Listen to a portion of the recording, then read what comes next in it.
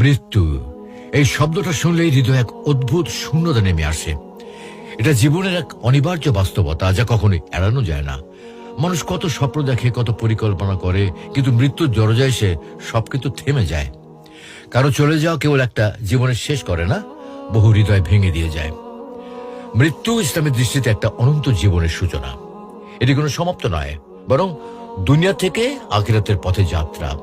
কোরআন ও হাদিসের আলোকে মৃত্যুর যাত্রা সম্পর্কে বিস্তারিত বর্ণনা পাওয়া যায়, যা গভীর ভাবনায় নিমগ্ন করে।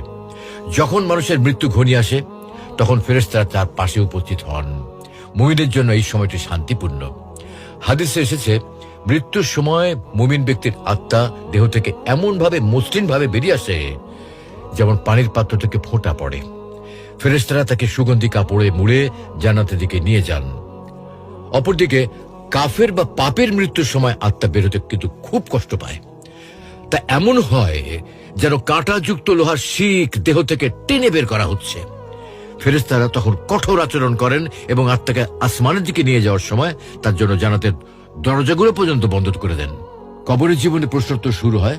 দুজন ফেরেশতা, মুনকার ও নাকির, ওরা তিনটা প্রশ্ন করেন: তোমার প্রভুকে, তোমার ধর্ম কি এবং তোমার নবীকে।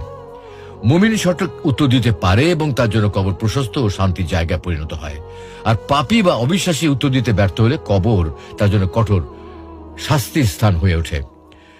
মৃত্যু যাত্রা তাই মুমিনের জন্য জান্নাতের প্রতিশ্রুতি এবং পাপীদের জন্য এক কঠিন পরিণতির শুরু। এই যাত্রা স্মরণ করে আমাদের উচিত নিজেকে আখিরাতের জন্য প্রস্তুত করা এবং আল্লাহর কাছে ক্ষমা প্রার্থনা করা। মৃত্যুকে ভয় নয়, বরং এক সঠিক পথের সূচনা হিসেবে গ্রহণ করাই ইসলামের শিক্ষা।